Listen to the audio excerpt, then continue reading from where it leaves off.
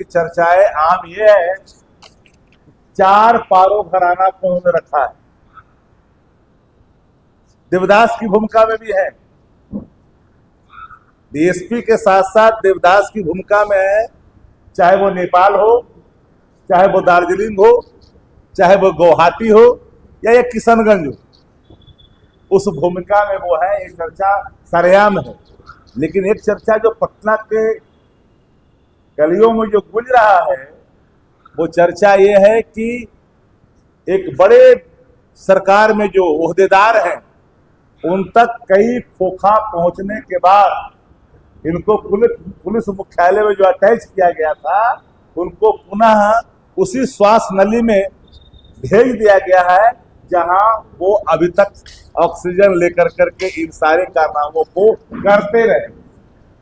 तो मेरा सीधा आरोप ये है कि जो बिहार में जो हिट जोड़ी है, वो भ्रष्टाचार का और अपराध का, और ये सारे भ्रष्टाचार संपोषित हैं। और मैं तो अब यह भी नहीं कह सकता कि इसके भीष्म पितामह नीतीश कुमार जी, क्योंकि नीतीश कुमार जी अब है नहीं। सत्य यह है कि उनके पास अब वो स्थिति सोचने की समझने की अब नहीं है। वो तो अब जा रहे हैं, आज 1:30 बजे उनका प्रस्थान है, डिपार्चर है दिल्ली के लिए। उनके जो कंधाधारी हैं उनको ले आने आए हैं, पुष्पक विमान पर ले जाएंगे, यात्रा कराएंगे, दिल्ली ले जाएंगे, शपथ करवाएंगे। 5-6 तो लोग हैं उनके यहाँ जिन्होंने जनता दल यू को अंतिम कब्रगाह तक पहुंचाने का संकल्प लिया। और उन संकल्पधारियों की पहचान जनता दल यू के कार्यकर्ताओं के मन मस्तिष्क पे छाया हुआ है, वो नाम किसी से छुपा हुआ नहीं है। इसलिए मैंने कहा कि बिहार में अपराध और भ्रष्टाचार की जो जोड़ी है, इस कदर हिट है, जिसके प्रमाण अभी मैंने आपको गौतम कुमार के संदर्भ में जो आरोपित डीएसपी है, जिन पर गंभीर आरोप लगे हैं, कई करोड़, यानी उसकी अगर पूरी एवोल्यूशन की जाएगी चल की, तो न जाने सैकड़ों करोड़ में जाएंगे, कहाँ तक जाएंगे। लेकिन क्या जरूरत आन पड़ी कि एकाएक उनको फिर से बेतिया भेजना पड़ा? जब पुलिस मुख्यालय में अटैच किया था तो 2 दिन के बाद कौन सा ऐसा निर्णय लेने की आवश्यकता पड़ गई? वो कौन है पहुंच वाला आदमी भाई? वो कौन मंत्री है जिसके घर में जाकर के बैठ के डीलिंग करता है? ये कौन है, कौन लोग हैं? दूसरे तरफ अब शराब का व्यापार करते करते जो पैरल इकोनॉमी बिहार में खड़ा के नेता प्रतिपक्ष तेजस्वी यादव जी ने जब शराब के सवाल पर ट्वीट किया तो पूरी जनता दल यू हिल गई। मैं जनता दल यू के उन तमाम गैर वाजिब सदस्यों से, जिनसे संबंधित सवाल नेता प्रतिपक्ष का नहीं था, मुख्यमंत्री और उप मुख्यमंत्री से था, लेकिन गैर वाजिब व्यक्ति ने जिन सवालों को जवाब में जिस तरह से दिया, न जाने वो किस खेत की मूली है, किस हैसियत से दिया, बावजूद ही मेरी चुनौती है, क्या ये सत्य नहीं है कि 10 लाख FIR दर्ज हुए शराब के मामले में? क्या ये सत्य नहीं है कि 16 लाख लोग गिरफ्तार किए गए? क्या यह भी सत्य नहीं है कि 2026 में के जो आंकड़े हैं, 2,73,000 लीटर से अधिक अवैध शराब बरामद किए गए? क्या यह भी सत्य नहीं है कि 12,336 लीटर प्रतिदिन के औसतन हिसाब से बिहार में अवैध शराब पकड़े जा रहे हैं? तो मेरा सीधा सवाल है कि पूरे बिहार के 1-2 जिलों में जहां पकड़े जा रहे हैं, उसकी मात्रा 12,336 लीटर प्रतिदिन के हिसाब से है। अगर पूरी अवैध कारोबारों को अगर देखेंगे तो कल्पना करिए कि कितना बड़ा एक पैरेलल इकोनॉमी, और ये पैरेलल इकोनॉमी कोई एक व्यक्ति का नहीं है, सिंडिकेट है। और सिंडिकेट का संरक्षक कोई दूसरा नहीं, वो सरकार है, सरकार में बैठे लोग हैं। मैं कहना चाहता हूं मुख्यमंत्री जी के या सत्ता में जितने मंत्री हैं, विधायक हैं, सत्ताधारी दल के विधान पार्षद हैं, कसम खा करके बेटा बेटी, नाता नतनी, पोता पोती, सबका कसम खा करके मंदिर में कहे कि क्या बिहार में अवैध शराब बिक रहे हैं कि नहीं, सत्ता का संरक्षण प्राप्त है कि नहीं, मंदिर में हेल करके जितने सत्ताधारी जनता दल के है मंत्री विधायक एमएल सिंह, उनके पोता पोती नतनी नाती भगना भगनी जितना है सब मिलकर के उठाए और कसम खाए कि क्या ये सत्य है कि नहीं कि बिहार में एक पैरेलल इकोनॉमी है कि नहीं। आप क्या कर रहे हो भाई? आप लोग को शायद स्मरण नहीं है, विस्मृत हुए होंगे, हम नहीं भूले हैं। शराबबंदी लागू ही हुए थे, जनता दल यू का एक प्रखंड अध्यक्ष हरनौत से पकड़ा गया था। आप लोग को जानकारी है कि नहीं? हम इन बातों को जानते हैं। वहां के एक्साइज सुपरिटेंडेंट को बदल दिया गया। ये है रसूख सत्ता का, ये है रसूख सत्ता का। अस्थामा में प्रखंड अध्यक्ष पकड़े गए, इंस्पेक्टर बदल दिए गए, ये है रसूख सत्ता का। तो ये कहने का मतलब, मेरे पास प्रमाण है, विदाउट एविडेंस कोई एलिगेशन हम आपके सामने नहीं रख रहे। 10 लाख के प्रमाण है, एफआईआर के 16 लाख गिरफ्तारी के प्रमाण है। मैं भी इसको जाति में नहीं बांटता। जो 16 लाख लोग पकड़े गए हैं, ये मैं नहीं कह सकता कि दलित ही है, ये पिछड़ाई है, ये पिछड़ाई है। ये कहेंगे तो लोग बोलेंगे कि जाति पाति कर दी। हर वर्ग के लोग हैं और पूरी सत्ता पैरेलल इकोनॉमी को बनाए रखने में अपनी महती भूमिका अदा कर रही। इसलिए मैंने कहा कि बिहार में अपराध और भ्रष्टाचार की जोड़ी हिट हो गई, पूरी हिट है और जोड़ी।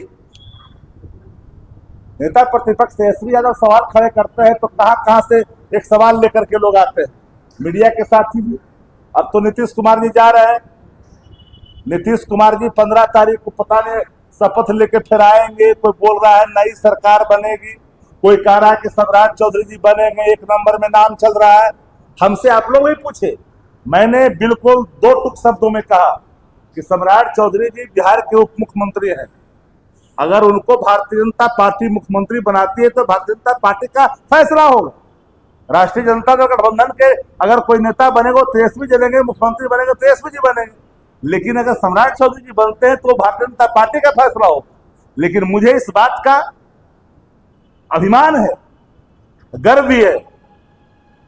राष्ट्रीय जनता दल एक ऐसा इंस्टीट्यूशन है, आदरणीय लालू प्रसाद जी एक ऐसे चांसलर है, आइडियोलॉजी के एक ऐसे चांसलर है राष्ट्रीय जनता कि यहां से हर व्यक्ति जो अपना कौशल सीखता है, स्किल सीखता है, पैतरा सीखता है, राजनीतिक कलाबाजी सीखता है, वो जा करके दूसरे दलों में भी लोहा मनवाता है, सबको रौंद करके अपना झंडा गाड़ता है। तो अगर सम्राट चौधरी जी बन जाते हैं मुख्यमंत्री तो राष्ट्रीय जनता दल को क्या मतलब भैया?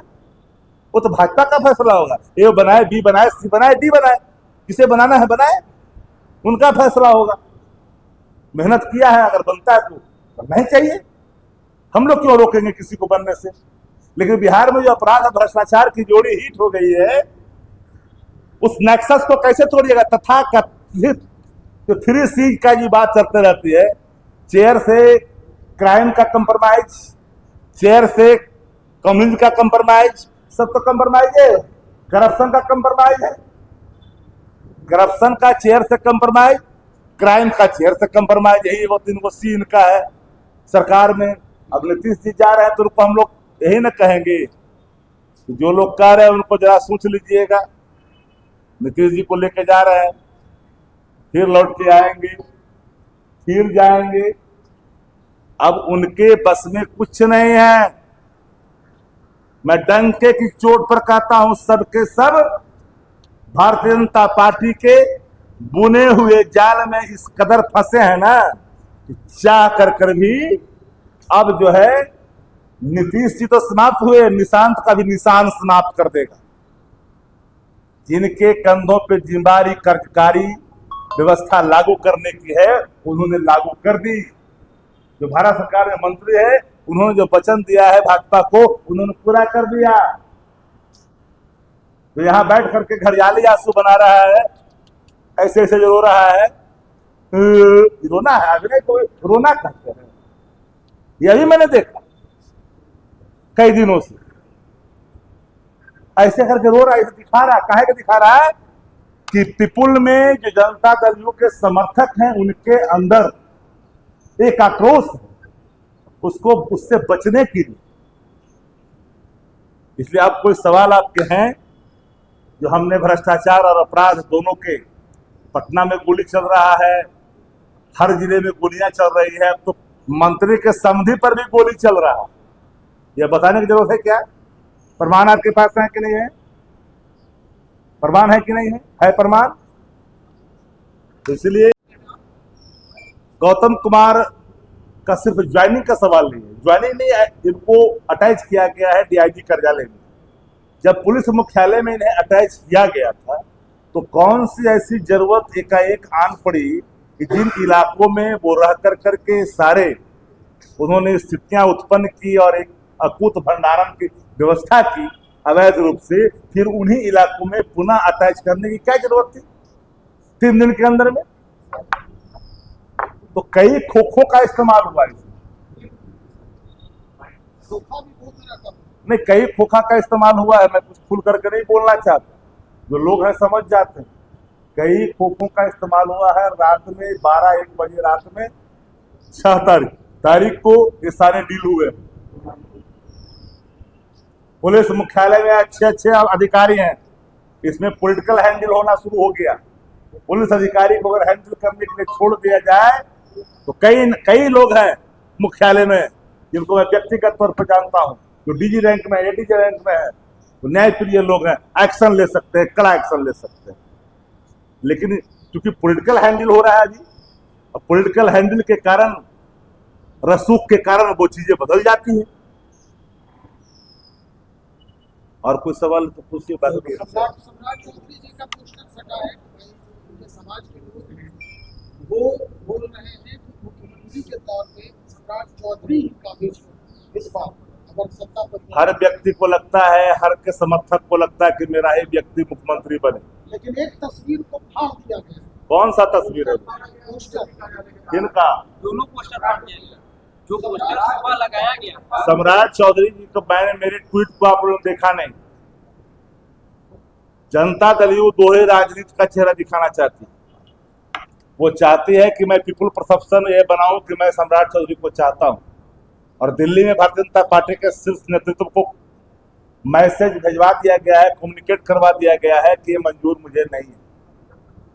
जनता दल यू के कुछ जो सी ग्रेड के लीडर हैं, जिन लोगों ने नया कोरा जो रॉ मटेरियल ला करके इनको मूर्ति बना कर रखा है, राजनीति कोई बुढ़वा गुड़िया का खेल नहीं है। ये आए और चले गए, अब पदस्थापित हो गए।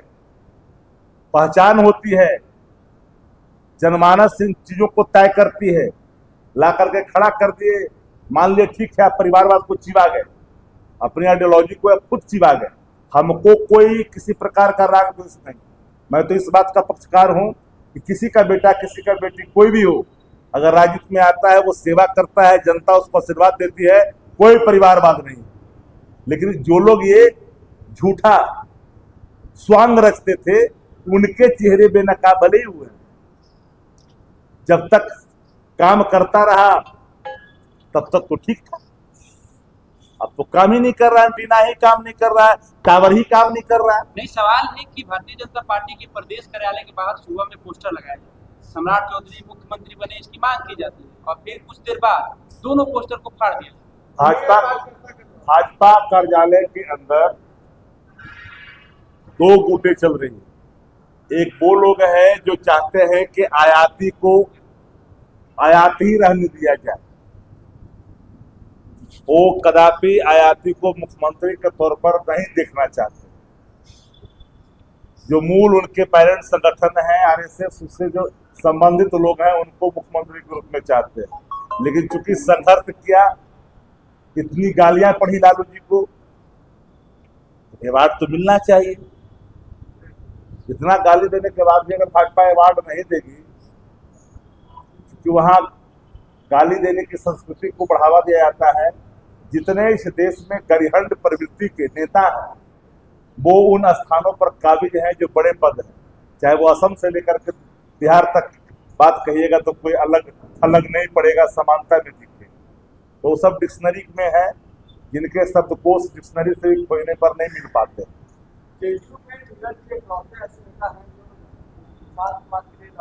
नीरज कुमार पार्टी के प्रवक्ता है, पार्टी के प्रवक्ता पर क्या बोल रहा है? पार्टी के संरक्षण में अपना काम कर रहे हैं। उनको लग रहा है कि चुनाव बगल में है, वो नहीं उतना करेगा तो उस समर्थक से वो वोटवा देगा, लगेगा कि उसके साथ ही भी घुस गया तो काहे करेंगे इसका काम। लेकिन तेज प्रताप यादव जी अपने छोटे भाई को तंज नसीहत दे रहे हैं, केरला में जो बयान दिए थे। जो संबंधित सवाल नहीं हूँ, हम अपनी पार्टी से संबंधित। तो सर आपको एक बात हमेशा याद रखिए, विपक्ष सत्ता का दर्पण होता है और दर्पण में जो चेहरा दिखता है उसके सत्ते पर कोई दाग नहीं लगता। जो दर्पण से चिढ़ता है उन सत्ता पर लगातार आरोप भी लगते हैं, दाग भी लगते हैं। तो संसदीय लोकतंत्र का यही खूबसूरती है। चलिए।